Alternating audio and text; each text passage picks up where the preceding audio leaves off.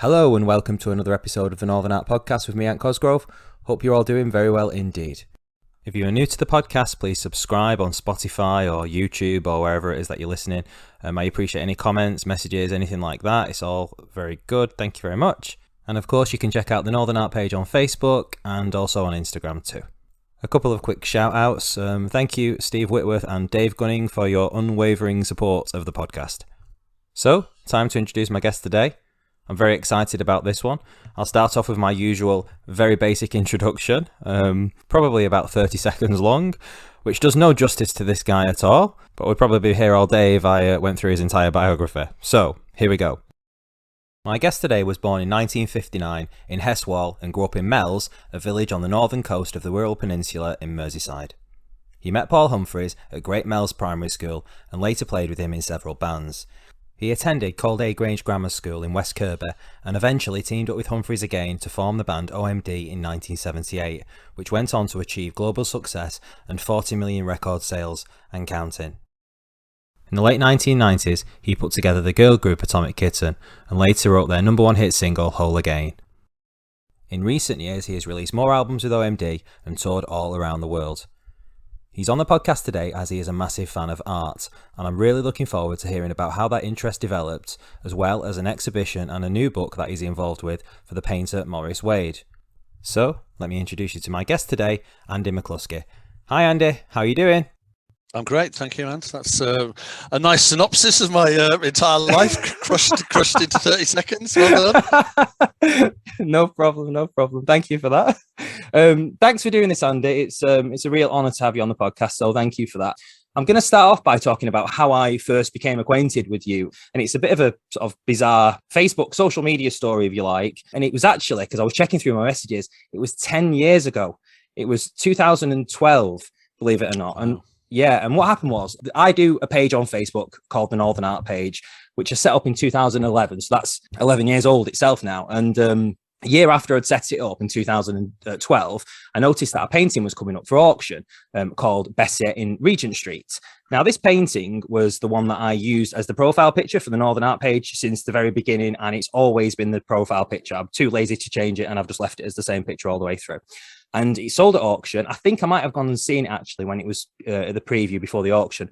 And it sold at auction. And I posted a general sort of, thing out there and said, oh, I noticed it sold. I wonder who bought it, kind of thing. And then lo and behold, a couple of days later, I got a private message online, via the Northern Art page.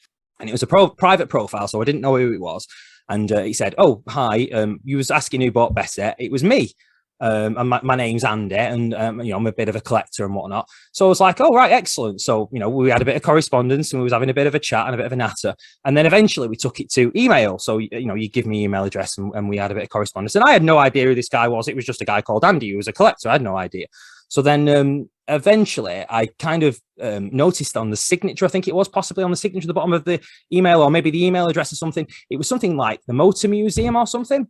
So I thought, what's that? I just got a bit curious. So I looked it up on Google or whatever, and it came up Andy McCluskey Music Studio, the Motor Museum. So in my next sort of message or next couple of messages, I sort of, was brave, and I sort of said, are you Andy McCluskey by any chance? And you were like, well, yeah. And it was like, so, it's just a bit random and a bit sort of surreal. And, it was quite one of those moments because I had no idea that you collected art. And obviously I knew you were straight away, Andy McCluskey, So, yeah, so it was just a sort of strange sort of story. And then further to that, the actual painting that you bought, which I'm assuming you probably still got it, Bessie, very well-known Roger Hampson painting, one of his sort of most well-known paintings, I think. He did 3 versions. He did the painting, which of course you own. He did a drawing, which came up for auction a little while after, I think. One of my really good friends owns that drawing, so I see it quite regular. And then he also did a lino cut as well. If a lino cut version of Bessie, the same image, and I've got that.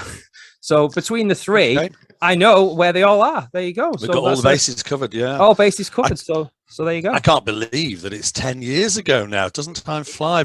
But yes, I remember that. Somebody who knew that I had bought Bessie said, "Oh gosh, there's a website online, and the guy who runs it is saying, who bought Bessie?" So I thought, oh well, I'll go and say hello then, because I bought Bessie. Right. Well, I have to say it was quite funny because I remember being in the auction room, and I always stand at the back, and I was with my friend who also collects Northern art. Yeah. And I said, this is an iconic Hampson. This is the one I really want to get. Yeah.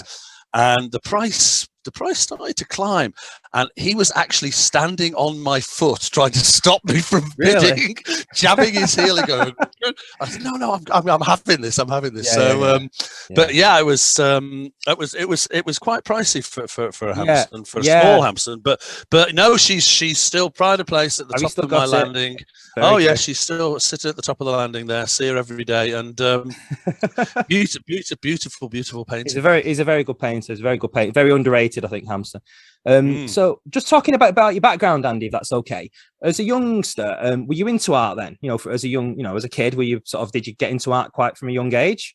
Yes, you've alluded to this fact that I'm a Maurice Wade collector, and there's an exhibition and a book, and of course, part of the introduction in the book was actually written by, I think, the friend of mine who alerted me to the fact that your website was asking. Oh, right, okay, right. And she's put together sort of my journey through art, because actually music was a hobby, and I was surprised that it became my job for 43 years, because I had intended to go. I had a place at Leeds Poly to do fine art, particularly sculpture, and I'd always been interested in art. When you're a kid and you do something well, you do a good drawing, and your mum says, "Oh, isn't that good?" It reinforces your love to want to do it again. When you get complimented. So I think because I could draw, I always liked to draw because I like getting compliments for it. Yeah. So I was always into art. I had a fantastic art teacher when I was in the sixth form at Calder Grammar School, who encouraged me to think outside the box. He got me into more conceptual art and installations. In fact, actually, was one of my essays for my A-level in art. Strangely enough, now that I collect paintings, I wrote an essay entitled "Why Wall-Hung Art is Dead." So I was quite a radical teenager. But yeah, I went to do a foundation course. And then I applied to Leeds and got in. I was very pleased because there was only 20 places and 800 applicants. And took a gap year, and then the band started. I never went back. Now I've only recently discovered that had I gone to Leeds Poly, I would have bumped into who were also on the course at the same time. Right. Green Gartside, the lead singer of Scritti Politti. Okay. And David Ball and Mark Armand from Soft Cell were there as well. All four of us would have been at Leeds doing art. Yeah, that's strange, isn't it? Did you go to many exhibitions or anything like that as when you were younger? Were your family into art at all? Not particularly. My family weren't into art. I did love going to the John Moores Painting Prize exhibitions at the Walker Art Gallery in Liverpool. I didn't come from a particularly wealthy background. There wasn't a lot of, I think the only art we had in our house was a Trechikov Green Lady hanging in the lounge. Standard, that was the 60s. That was standard 60. But I used to save up my paper round money, and on a Saturday I would go to Liverpool. I'd buy a ticket to go to a gig at the usually the Liverpool Stadium, and it was usually about 60p to get in.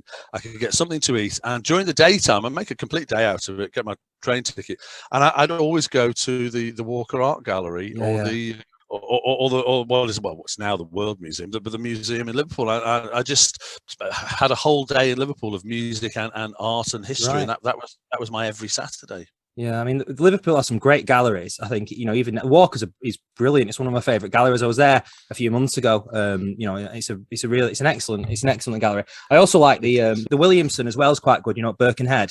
And yes, I mean the Williamson is struggling to be kept alive at the moment. The council are always making threats to close it. I mean, one of the things I've been able to do in that, I mean, it's now over. In fact, it's coming up for 10 years. Right. I've been a trustee at National Museums Liverpool.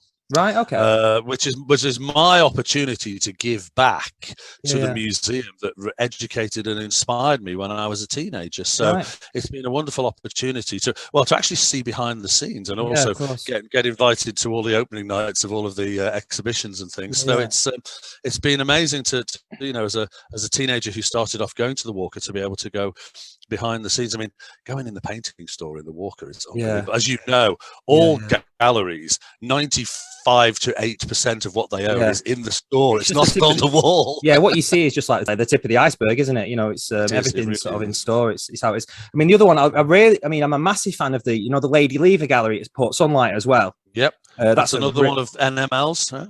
That's a fantastic gallery. That is so. I mean, it's an absolute gem of a gallery there. I mean, they've got like a fantastic Constable in there and Turner and stuff like that. Liverpool's very spoiled, I think, with the public galleries. There was a lot of money in soap in the 19th and 20th century, so Lever Brothers collected, Mr. Lever collected quite a lot. What I was going to discuss now, Andy, is with regards to the band. When you were touring and you're going all around the world and everything like this, I'm just curious, do you actually get to go to see many exhibitions and galleries? Is that something that you do? Is that what's of like your hobby, your pastime when you're chilling out? If I have a day off, I will find out what's on in the city. And, I have been blessed to go to incredible art galleries all over the world and see some incredible things that I certainly wouldn't have seen if I hadn't been working. Obviously, the downside is there are days when I'm in and out. There was an exhibition on in town, and I don't have time to see it because I don't have time to hang around. But no, myself, Martin Cooper in the band is also a very accomplished painter. Right. He did a fine art degree in Sheffield, and Stuart, our drummer, always comes with us as well. So three of us go to art galleries all the time when we're on tour. Yeah, all the time. No, that's you're very lucky to be able to do that. I mean, whenever we go away abroad anywhere, I'm like a nightmare because I just literally just like leave my wife and kids and just sort of, right, I'm just gonna have a day where I just go somewhere. I just do. I mean, obviously before COVID and you going away and stuff. I was in Lisbon a couple of years ago and I just like left and just went off and went to the gallery and it was just amazing. Just like having a walk around on my own. And just discovering and coming across some amazing artwork. It's a fantastic thing to do. Malaga as well. I remember I did like a bit of a Picasso trail myself, walking around Malaga and going to the various galleries and whatnot. So moving on with the band and everything like that, I was sort of thinking about, obviously you're a musician and you play in a band, and I was thinking, but you're obviously a complete fan of the visual arts as well. And so to that degree, bit of a random question perhaps, but with music videos, because you are a huge fan of visual arts, is that something that you take particular interest in when you're doing videos and music videos? I think of Pandora's Box, and I love the video for it as well. And it is what you could consider a really arty sort of video. Can you talk about that at all, about the videos and how, Yeah, certainly. I mean, I'll be honest with you, when I was younger, considering I suppose pretentious really, that I thought that the music was an art form. We were fortunate to have hits, but we weren't playing by the rules. We were amazed that what we decided to do, which we thought was experimental, actually turned out to sell millions of records. But we saw it as our art form. And the sleeve designs, of course, were by iconic designer Peter Saville. Of course, we're going to talk about that. Yeah, legend. But strangely enough, and I don't know why, maybe because we were serious about our art and we liked the artwork and the music, but we saw videos as sort of, that's when the pop stars, pretend to be pop stars and they all get dressed up. And we were sort of dour northern lads in shirts and thin ties, and we didn't really want to be in videos. So the early videos weren't really very much at all. Actually, we weren't particularly involved in them, but subsequently I did get more involved, particularly in the 90s onwards.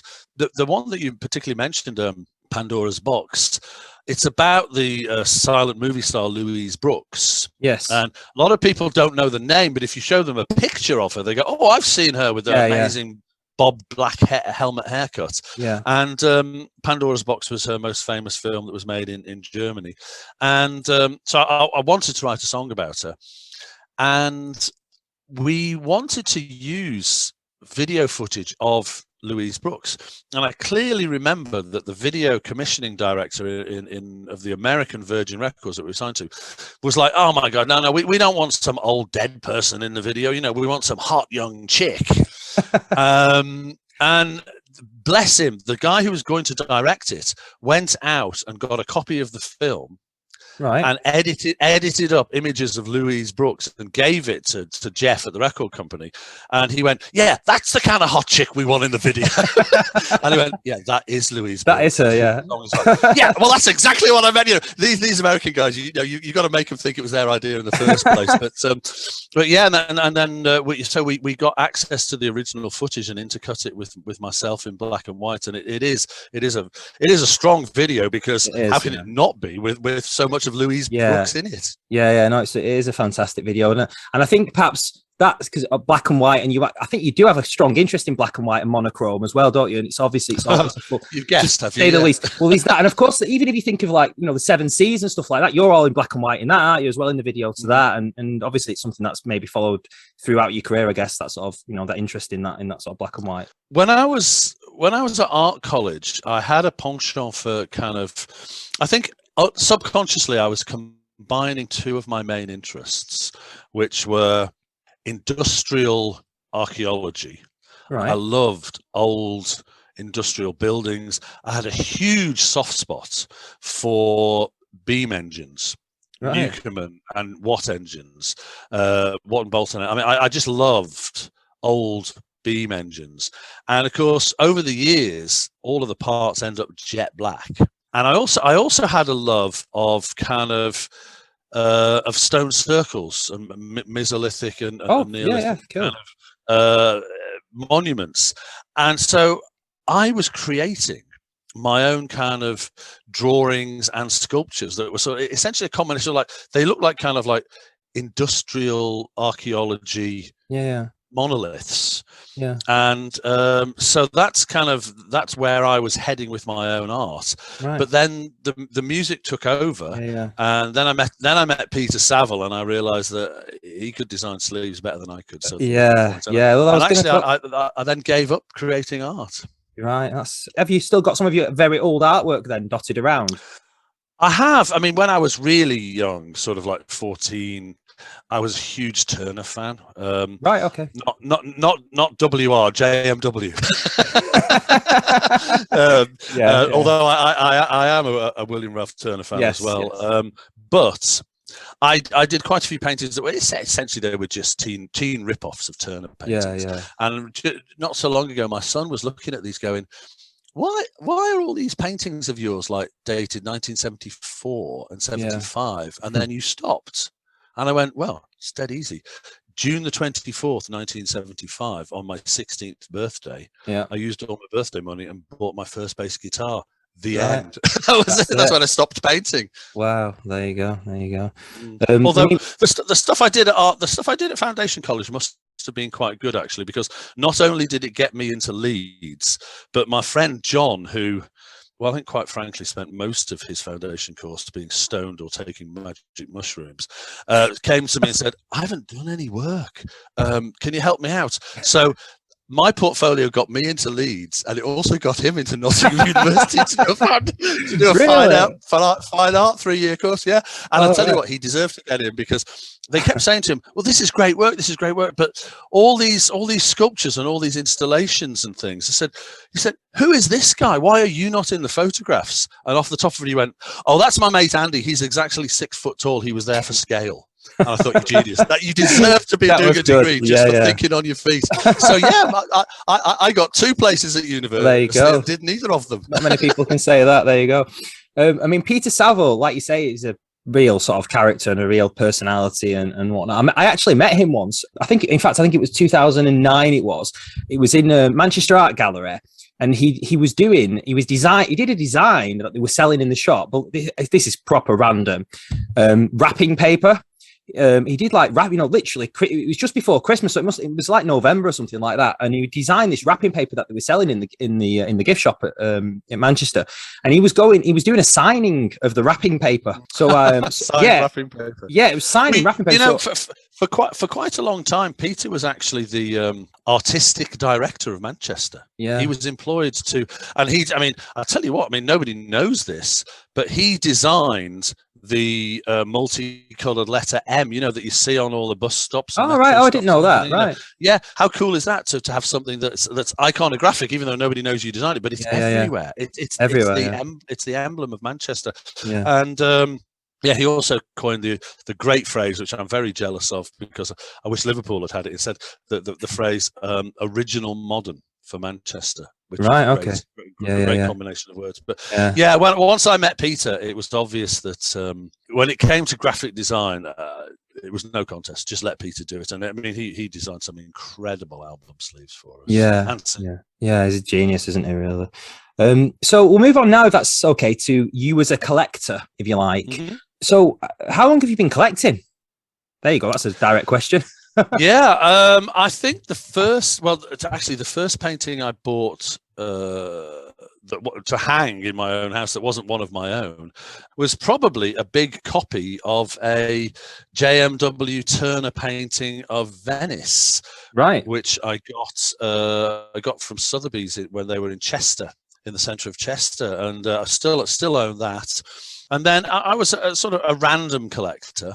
Yeah. And then about 15 years ago, I really started. I started to get into, for lack of a better phrase, northern art. But then, I know it's a good phrase, but the first painting I bought sort of in that genre was an Arthur Delaney. Is that right? Right. Okay. Yeah, and then I got an absolutely fantastic Harold Riley, I think from Bonham's in Chester. That and I was always buying at auction. I did not go to dealers. I was buying at auction. Right. Yeah. And I got the bug really. So about 15 years ago was when I started collecting Northern art. It's a real addiction, isn't it? It's a bit it's a crazy bug. I mean, I have actually researched collecting, and it is an addiction. It is categorized officially as an addiction. Yes. I mean, you could have worse ones. Yeah, of course. I mean, as they say, as all the counselors say, an addiction is not a problem if it's not a problem.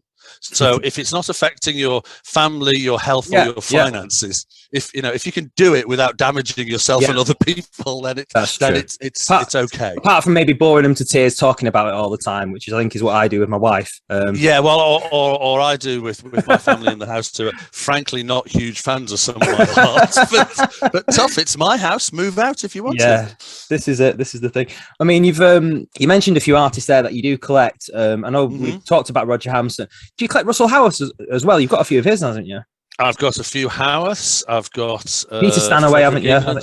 But several Stanaways, Simcox. Oh, right. Okay. Fantastic. Yeah. So, I mean, I don't have, there's a few I don't have Lowry's, can't afford a major, a proper one. Do you have any Trevor Grimshaws then? I thought he might be right up your street, I don't, and they don't really resonate with me. There are a few artists that don't talk to me. And that's art is a subjective thing. Yeah, of course. Yeah. I admire the skill; it's unbelievable skill. Yeah. But his work doesn't really talk to me. But that's just me, Yeah. No, it's interesting. I mean, like you say, it is kind of an addiction. I mean, when I talked to Dave Gunning from Toppenden Fine Art, he was sort of saying, it's just that you get this collecting sort of bug it's in the DNA of people.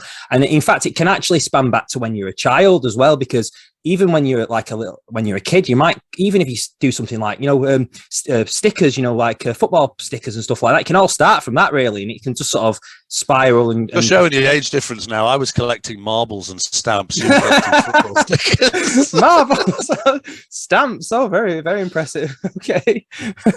But yeah, it's a fantastic thing. And yeah, I mean, I love it. I mean, I love, looking out and collecting paint, and even trying to look for younger artists as well. That's the other thing. Obviously, we can carry on collecting the Northern art and the Northern established artists and all the names that you just mentioned.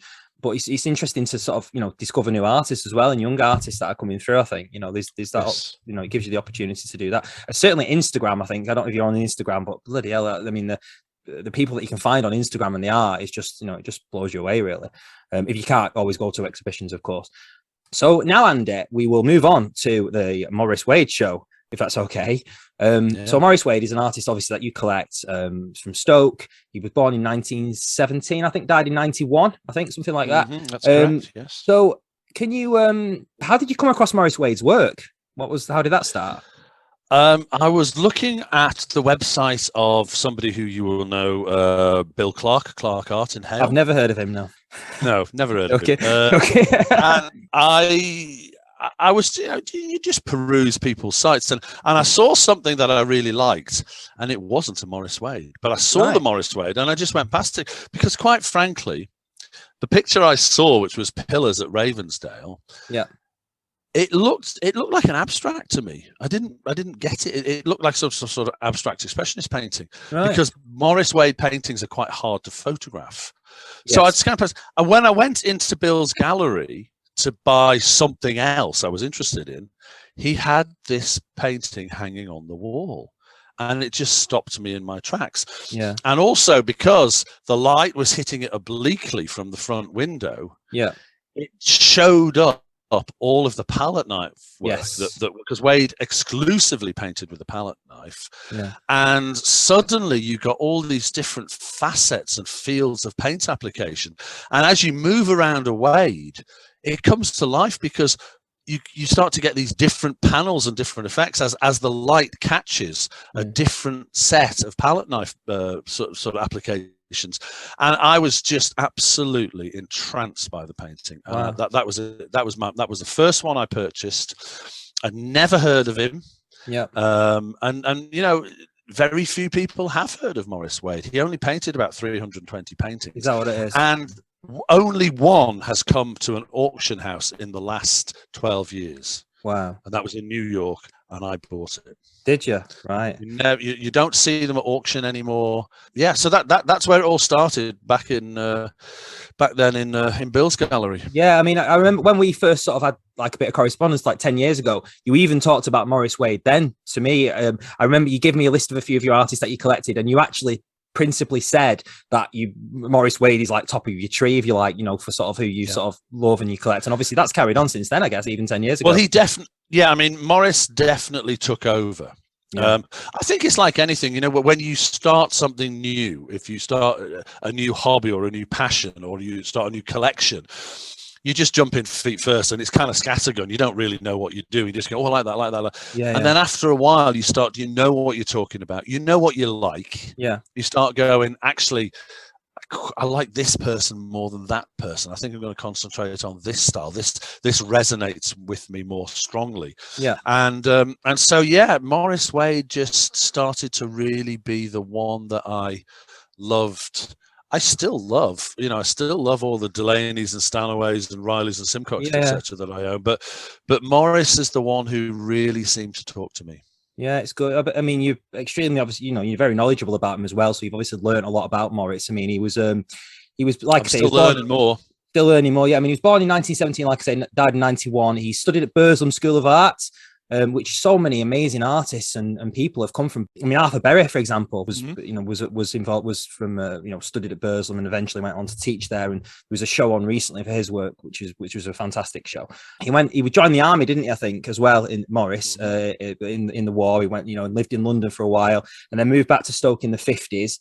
I think he taught at a local school, primary school, and then carried. As so many artists have to teach because so many artists live by selling their work. Yeah, of course, and then and then just started finding his own voice, if you like, of painting, and like you say, worked in palette knife, which is an interesting sort of technique. In fact, palette knife, talking about artists that comparison wise with Maurice Wade, because his work is extremely still. It's like a sort of freeze frame, because there's no elements involved in any of his work. I don't think there's no wind, there's no rain, you don't feel anything, because everything is still, and the skies are cloudless, the water is just it's just reflection, it's just like glass, and so there's no sort of elements involved. And the other artist who I can think of, Russell Howarth, is quite comparative in the sense that I don't know if with his work, he did a lot of palette knife painting really early on in his career. I've got one of his palette knife paintings, like one of his really early ones, and you can he represents Saddleworth and gets it nailed to a T. And I think Wade does with Staffordshire and the sort of fading industry, but like you say, really geometric shapes and very technically amazing. And they're very, very interesting and very good paintings, I think. I mean, he distilled his art style, and he distilled the landscapes that he painted down to a real minimal Yeah. In some ways, actually, quite modernist. I think maybe because he was using this monochrome, or largely monochrome, or what appears to be monochrome palette. Yeah. When you get up close to a Wade, there's actually more colours in them than you thought. Right. Okay. Which there's a lot of colours in the blacks that again don't often come over when they're photographed, but when you see them in the flesh, you really notice them. And I think quite a few people have said to me, there's no people in these. They're monochromatic. Right, It's the potteries. It's not places because it's down in the Burslem Longport area. Why do they talk to you so strongly? And I just think that I've had to learn to explain this. And it is so hard to put into words what a painting can do for you. And you'll always fail to do it justice, because if you could put it into words, then it wouldn't be a good enough painting, because a painting has to supersede words. It gives you something you can't get from a verbal explanation. But the bottom line is, I think the stillness that you're referring to, the fantastically bold compositions, but the tranquil melancholy, I think it talks to me. Maybe it talks to the kind of melancholy inside my own soul, but it resonates with me in a positive way. I know other people they like sunshine and flowers and waves and things because they want to be reminded of the beauty of nature, and not a lot of people want to be reminded of the starkness and the blackness of industrial landscapes. But I grew up loving beam engines. I grew up loving architectural industrial architecture and archaeology, and I think that they just chime into the things that have always talked to me and been a passion. Yeah, I agree. I mean, when I was talking about Arthur Berry before, and like I said, I'm a huge fan of Arthur Berry. I wonder if they possibly did know each other. I have no idea, because Berry was born in 1925, so he's he would have been a bit younger than Wade. I think Wade was 1917. I don't think Wade was really kind of as immersed into the kind of Burslem Stoke art scene as some other people were. He was a bit of an outsider. Right. Okay. But with regards to, like you say, you love this sort of these paintings, perhaps melancholy paintings on your wall and things like that. I talk about it in the Arthur Berry book, that in the foreword that I wrote. Like literally next to my bed, I've got like 6 Arthur Berry paintings, which are quite hard to look at for a lot of people. And like my wife's like, bloody hell, But on her side of it, there's all really brightly coloured. These Liam Spencers and Peter Stanaways and things like that. Sort of far more sort of colour and whatnot. But I'm like, the manic depressive here in comparison. but I love it. I love it. It's sort of they speak to me. I love Arthur Berry's work. And like I say, I do like Maurice Wade's work. I think he's a fantastic painter and very overlooked. And it's great that you're sort of doing what you are doing to sort of help to champion him. Really, I think that's the main reason why you're doing this, isn't it? To sort of like to get his name out there and hopefully promote him and bring him back to the public sort of domain. Yeah, I mean, there's a number of positives I think I'm drawing and hoping to draw from this exhibition. One is, I touched earlier in our conversation on the fact that, I was a kid from a not particularly wealthy background who could go into art galleries for free to be inspired. And of course, the thing that I'm painfully aware of is that there are so few Maurice Wade paintings on public display. So how are people ever going to find out about him? There's a handful at the Wedgwood factory, because he was commissioned by Wedgwood to do some paintings for them and of the factory. I think there's only one other place in the country where there's a Wade on display. The rest of them, sadly, are either in provincial art museums in the store, not on the wall, or they're owned privately. And I'm very fortunate, or very greedy, or both, that I own 21 paintings by Maurice Wade. 21. And I did feel that was frankly selfish. That if I've got them, nobody else can see them. So when I was approached by Henry Burks from Trent Art in Newcastle under Lyme to see if we wanted to do an exhibition, because he's as mad about Maurice Wade as I am, in fact probably more so, and he is touched with the local knowledge because he lives in the area. So he when he talks about Hot Lane or this place or Tyleries at Westport, he knows the places. I don't. It's not my patch. But yeah, Henry said, would you like to do an exhibition of your paintings and let the world see them? Because, more people need to know about Maurice Wade. And I was like, absolutely, yes, let's do that. Then COVID came along, and, museums and art galleries are slow anyway. I mean, trying to get a museum or a gallery to take on an exhibition like this, it's like waiting for a glacier to melt or something. It just takes forever. So in the end, Henry said, let's just do it in my gallery. And the other thing is, I'm hoping, and Henry and we're hoping that if it brings more people to know Maurice Wade's work, then there might be some people who actually go, oh, my granny got one that looks like that on her mantelpiece. Oh, wow. And it might flush out some more paintings, because Henry's been trying to compile a catalogue, and I think he's up to about 180. He knows where 180 are out of the 320 that Maurice painted. Yeah. And so I think that this is another reason why we're trying to do it, and also ultimately, finally as well, I live in a beautiful Victorian house, but it's dark and it doesn't do justice to these paintings. I need to put up a spotlight on them all. So when they hang in a gallery and they're properly lit, you see them zinging a lot more than even I get to see when I have them at home.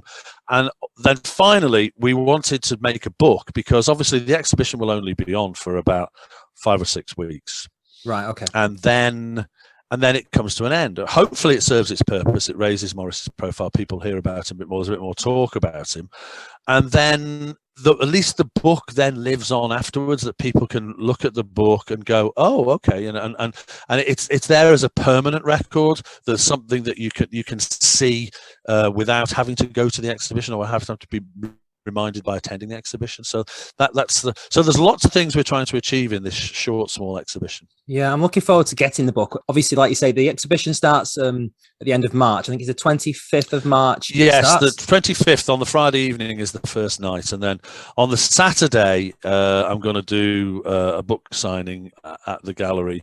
And I'm hoping by the time you put this up, we'll have the last piece of the jigsaw in place. I'm hoping to do a Q&A at the Wedgwood factory, because they're the place they've got 5 other paintings. Right. And of course, Wedgwood is a potteries, the most famous, ceramics manufacturer from the potteries area. So just another opportunity to tie some more in and more profiling, really. So that's also going to be on the Saturday evening of the 26th. So there's a lot for me to do. Yeah, it's until the 29th of April, I think is when it sort of finishes. I mean, people can see Maurice's works as well. There's that very useful resource, which is the Art UK website, which everybody sort of uses. Yes. And there's obviously, I don't know the number, but there's a fair number of Maurice Wade's, on the website that you can see. And like you say, the ones that are at Wedgwood, you'd be able to see them online and whatever else. I can't imagine that there's a bigger collection than yours that exists in private hands. I wouldn't have thought. I mean, it'd be interesting. I don't know. I know a few people collect his work. Right. They're very hard to find. I mean, obviously there are a couple of dealers who've specialised in his works, and they know who the collectors are. Yes. They're quite circumspect about telling you who the other people are. Yeah. And of course, I know, they have to ration them out as well. I mean, I'm not the only one who's going to get first dibs on these things. They are going to be talking to other people. But I think that, as I say, there's 140 paintings out there that nobody knows where they are.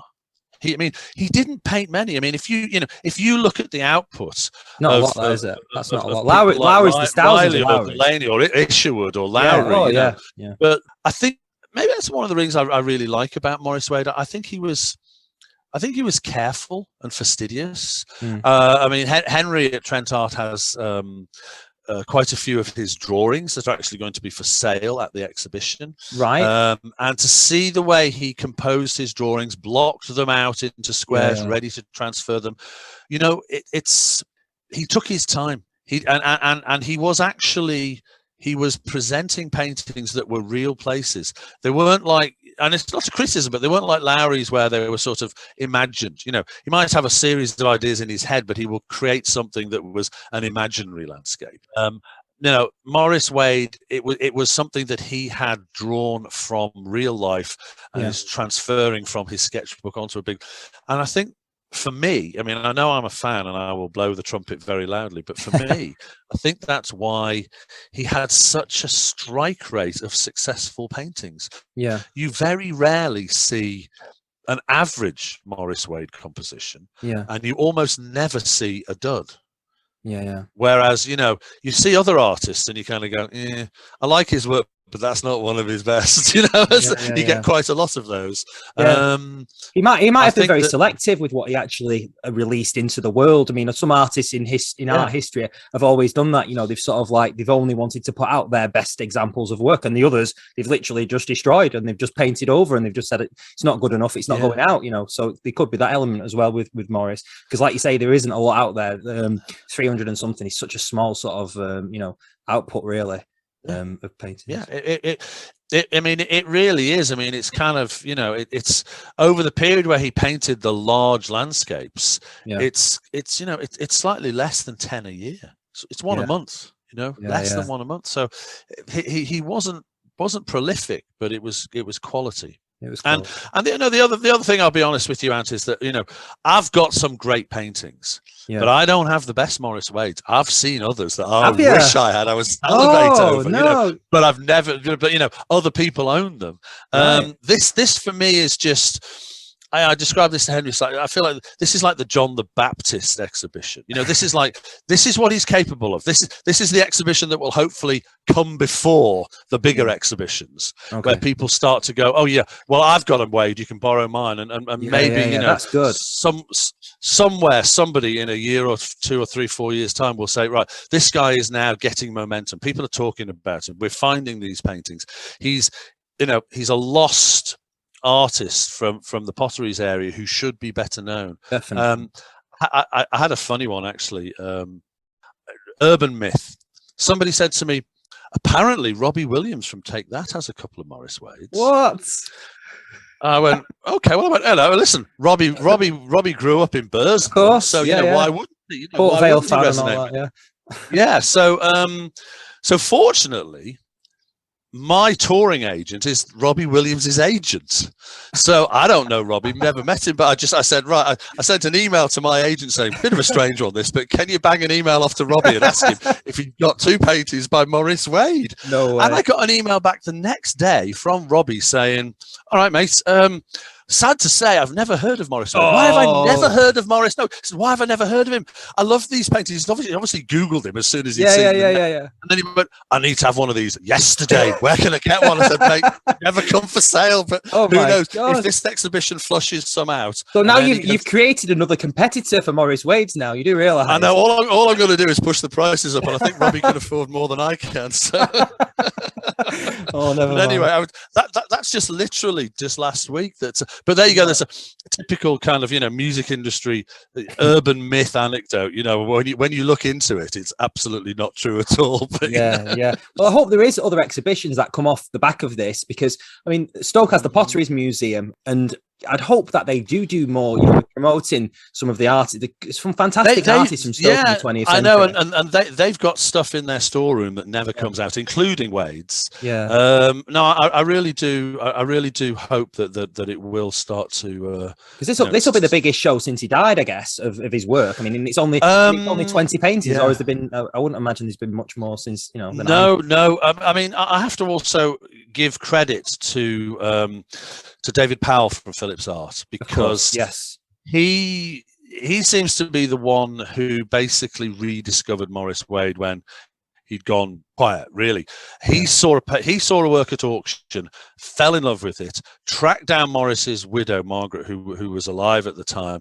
We're talking now about 12 years ago. Just before I found the painting that I think that David Powell gave to Bill, I found in his gallery, and so David did a small exhibition and did a catalogue, and that was the beginning of the Renaissance. And so I think David has to be given credit for really starting this ball, certainly starting me finding out about Maurice. Well, it's quite interesting that, because David Powell, of course, like you say, he owned Phillips Fine Arts, which was in Manchester. I used to go in and see it, go and see him. You know, when I worked in Manchester for quite a long time, and I go in and see him. And I think that's possible. That might be where I saw my first Maurice Wade in his gallery.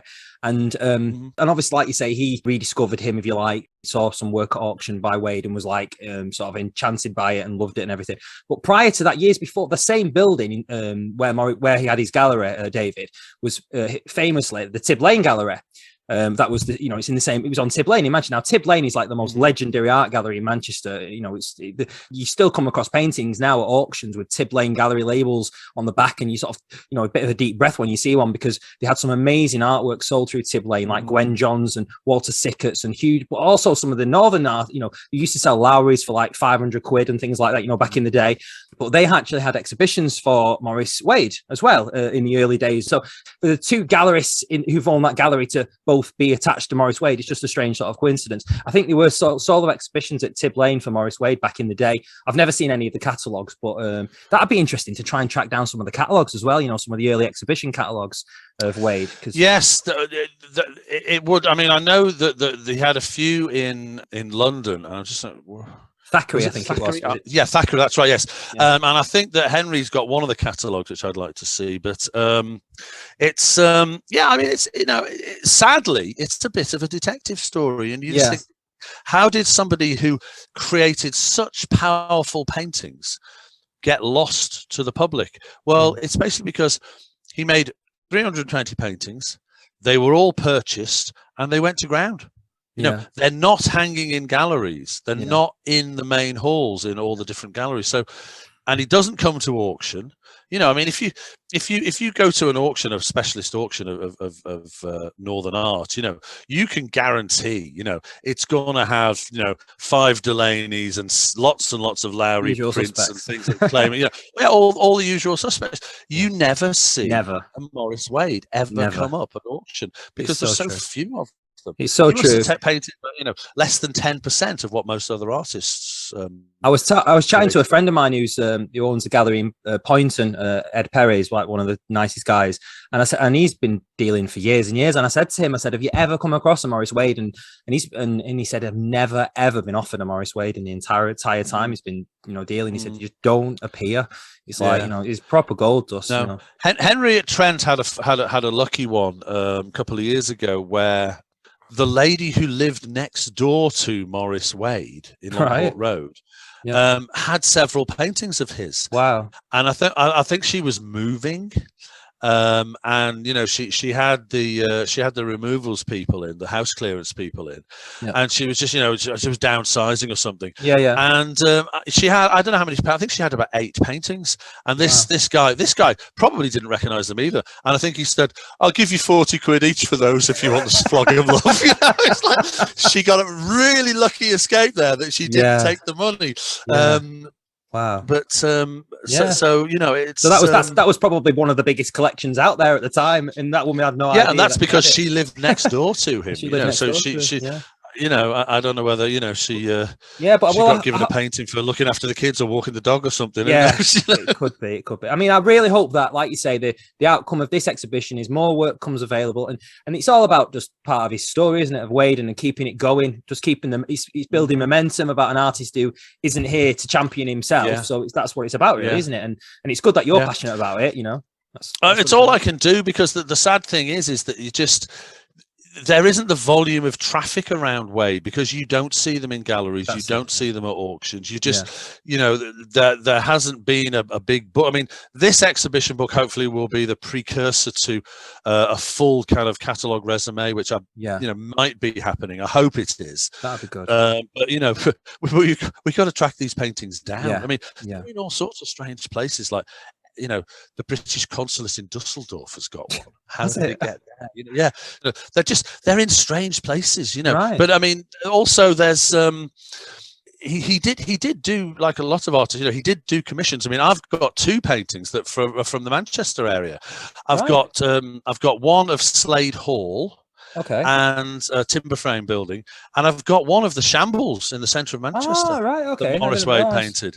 Right. Yeah, and I think they were commissioned by a Manchester accountants or solicitors. Right. So, and it's quite amazing actually, because the way he's done the shambles, that's black and white. And then all of the modern buildings in the background, he's painted in grey. So it's like the old painting comes into the foreground because it's more contrasted in its intensity. And then all the sort of 50s buildings behind it, sort of pale and grey and a bit washy. Yeah. Very good. I'm looking forward to seeing that one then. So that's in the show then, of course. It is, it is. Excellent. But well, it's good, and like I say, I just hope it carries on and progresses, and keep on collecting, Andy, and doing what you're doing. It's well, if I finally scratched an itch a couple of weeks ago that I bought a fantastic William Turner. Oh right, okay. And it's a canal scene, and actually I've got it hanging in my house, and everybody comes in and goes, "Oh, have you got another Wade?" I'm like, no, look, there's a person in it. yeah, that's how you can tell. Yeah, but it's actually it's a glorious. Well, they did exhibit together, didn't they? I think Turner and Wade. There was an exhibition, I think, of them together. long time ago. Yeah. I mean, Wade was friendly and exhibited with Simcock for a while, but then I believe there was a falling out. Ah, right. You can see the story goes, actually, again, you don't know if it's an urban myth, that it was Simcock that suggested to Wade to go more monochromatic, because of course Simcock painted in monochromatic. So, and then I think I've heard the story that they fell out because Maurice then started framing his paintings the way that Jack was as well, and it was a bit like, right, you're treading on my toes now. Yeah. But I've got a couple of nice Simcocks which I love. I was in the big online auction of Simcock last year. I have the dubious privilege of owning the two most expensive at auction Simcocks now because it's not dubious. That's quite a nice thing to say. They must be good. The funny thing is they're the two smallest Simcocks I own, but they're just one of them looks like a tiny little Peter Brook. It's a snow scene, right? Yeah. And the other one is the most beautiful black silhouetted trees you'll ever see against the white sky, and that was But I basically now I basically don't buy paintings because I've got nowhere left to hang. That's the problem, isn't it? That's the problem. Honestly, I've got them in cupboards and all sorts, but then it becomes a bit of a shame. You rotate your collection. You try to rotate your collection. Then, a little bit. I mean, I've got a lot that I just buy. I've never been. I've got stuff that's not framed. That I've just got works on paper and things like that. And I've got canvases that I've never had a frame on them. I've got all sorts of stuff dotted around, the place. But yeah, it becomes a bit of a shame, really. Like you say, if it's nice to have obviously wall to wall paintings. But yeah, I do swap them around every now and again. Usually when we redecorate, I'll just swap them around. That's the time, isn't it? When you take them down. That's the time. But it's I mean, to me, a wall without a painting on it is just has nothing to say. It's just cold and dead. I mean, I've always had. I mean, I'm talking to you from. I mean, you can see me on screen, but people who are listening to this, I mean, that's a John Petch behind me that looks nothing like a Maurice Wade. That's actually the original artwork for our last album art sleeve by a guy from. And again, but it's a guy. Normally, I don't know why he did this because it's two faces, but normally he distills Liverpool city centre scenes down into. Just lines and color planes. And I was expecting something like that, but yeah, I mean, and also behind my head, there's a piece of art for somebody from Canada who took inspiration from Peter Saville's Dazzle Ships sleeve. Of course, 1983. I mean, the Dazzle Ships album was a classic example. That's I always joke with Peter about. I always joke with Peter that it is a fantastic cover. I say, but it's a classic case of the tail wagging the dog. Peter came to me and said, I have seen a Vorticist painting by Edward Wadsworth of Dazzle Ships in Liverpool Dry Dock, and I want to do a Vorticist sleeve. Will you write a song and call the album Dazzle Ships? Is that true? So I did. That's how that came about. So Peter wanted to do the sleeve, so I had to do some music that was called Dazzle Ships. It's not supposed to work like that, Well, that's the symbiotic relationship that Saville and I had for many years. Very good. No, this has been brilliant, Andy. Thank you so much for doing this. And I can't wait for the exhibition on the 25th. I'm really looking forward to going. I'm bringing my brother, who's a massive fan of yours as well. So you'd be warned. Okay, I'll be ready to sign some autographs. Well, the good thing is actually the exhibition got delayed because we've actually got two big concerts at the Royal Albert Hall on the 14th and 15th of March. Right. And because I knew I was doing an opening and a book signing, I thought, we're still kind of just post-COVID. We're still opening up. I thought the last thing I need is to get sick off somebody at a book signing or an autograph signing. And then I've got to cancel 2 gigs at the Royal Albert Hall, so we pushed the exhibition back a month, which actually has given us more time to prepare for it. So and it's been great to actually see you and hear you and talk to you. It's been a while, hasn't it? 10 years. Well, it's been 10 years. 10 years. 10 years. It's crazy. Yeah, but I'm looking forward to seeing you. It won't be long. It's only a few weeks away, and we'll see each other in the flesh. Yeah. All right. Well, listen. Thank you for your interest in Wade and doing this interview, and I hope that people on your website and people who listen to this will be able to come along and let's start blowing the trumpet for Maurice Wade. He deserves to have more people know about him and recognize his what I'm concerned is recognize his genius. Yes. All right. Thank you, Andy. I'll speak to you soon. Have a nice rest of the day. Take care, Andy. Bye. Take care, mate. See you soon, mate. Bye. I hope that you enjoyed the episode. It was really good to catch up with Andy and learn about his interest in Maurice Wade.